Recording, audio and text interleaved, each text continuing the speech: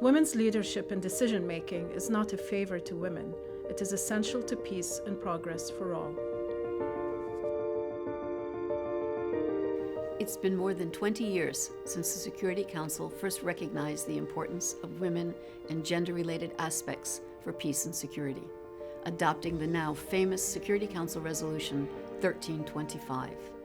We know that women not only have the right to participate meaningfully in efforts to achieve peace, but also that peace is more easily reached and lasts longer when women are at the table.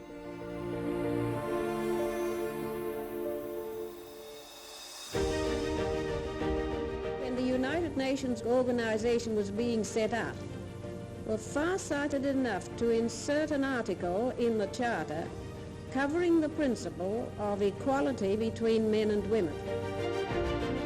In the year 2000, the UN Security Council adopted Resolution 1325, the pioneering resolution that recognized the differentiated impact and experience of conflict on women and the need to ensure their full participation in conflict prevention and conflict resolution efforts. This groundbreaking resolution has been followed by a whole series of resolutions further defining the Women, Peace and Security agenda. DPPA is mandated by the Security Council and the General Assembly to promote the meaningful participation of women and to include a gender perspective in our work. We explore the role and impact of conflict on men and women. We are facilitating women's meaningful participation in all of our conflict prevention, peacemaking, and peace-building work. This also means that we aim to tackle any gender biases in our own work. We put resources toward gender equality and invest in women's leadership. Women-led civil society had a critical role in advocating for the adoption of Security Council Resolution 1325 in the year 2000, and continues to play a key role in pushing for its implementation. Around the world, women leaders continue to demand peace based on equality and justice and to find political solutions to conflicts that involves women's meaningful participation and rights. In Somalia, civil society and UNSOM are working together to translate the agreed 30% quota for women into parliamentary seats.